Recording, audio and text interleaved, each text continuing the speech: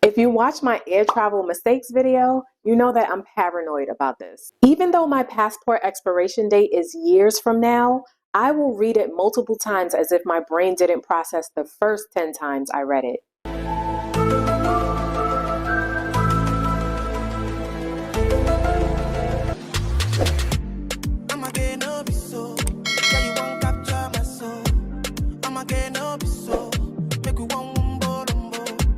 Hey guys, I'm Crystal Amanda, and in today's video, I will be sharing the top 5 tips for international travels. So if you are planning or already have an international trip booked, you are in the right place. But be sure to stick around to the end of the video for a bonus tip. And without further ado, let's jump right in. The first and most important international travel tip is to check your passport's expiration date. You want to be sure that it will have at least 6 months validity at the time of entry into the country you're visiting. If you watch my air travel mistakes video, you know that I'm paranoid about this. Even though my passport expiration date is years from now, I will read it multiple times as if my brain didn't process the first 10 times I read it.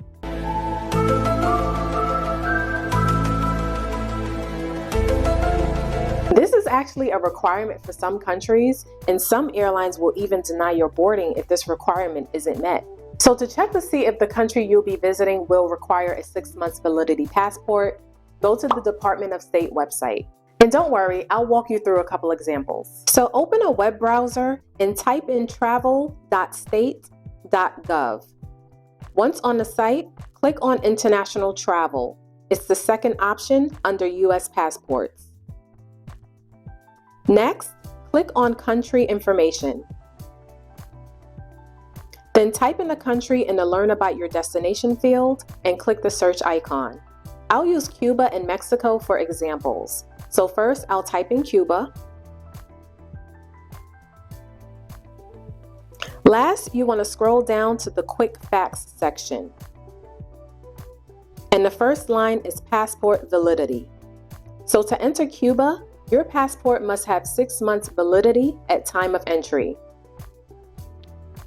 Now let's go back and search Mexico.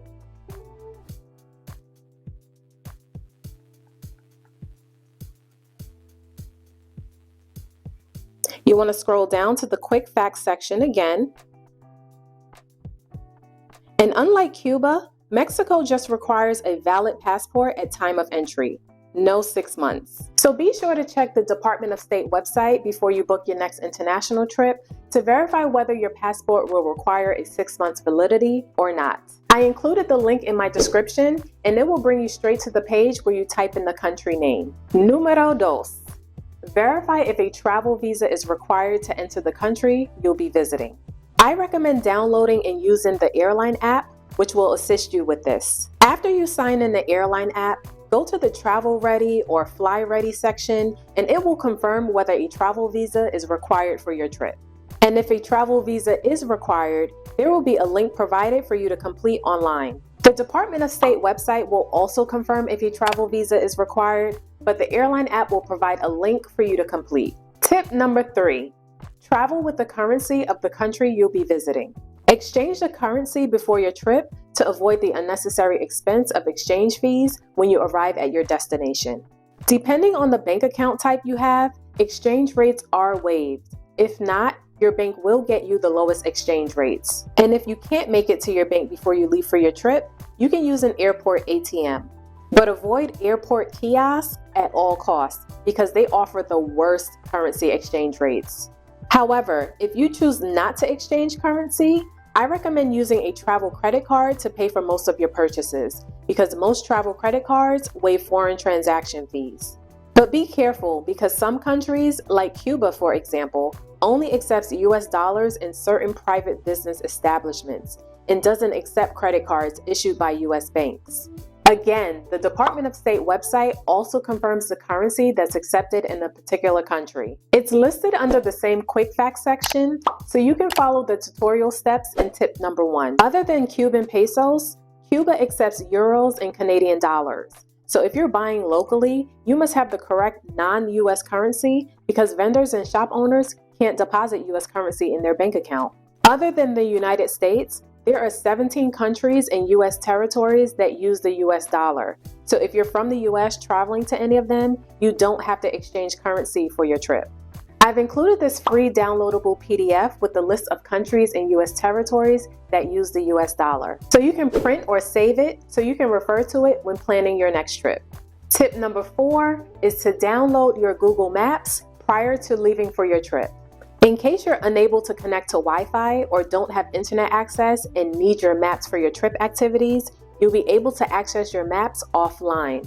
I have a step-by-step tutorial on how to download your Google Maps in my air travel mistakes video, and I linked it in my description so you can watch that next. And the 5th international travel tip is to pack a few ink pens in case the destination country requires a hard copy customs declaration form.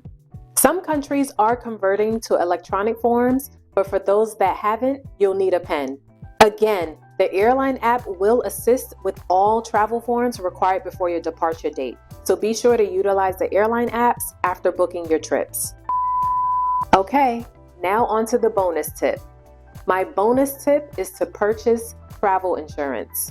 Unforeseen circumstances could happen before and during your travels, so it's best to be covered just in case. Travel insurance can cover emergencies, trip cancellations, medical and dental expenses, theft, and more. This is not sponsored, but travelinsurance.com will provide a list of trip insurance policies from multiple insurers for all budgets. The site is user-friendly. Just type in your trip details, click the Get Quotes Now button, and select your policy.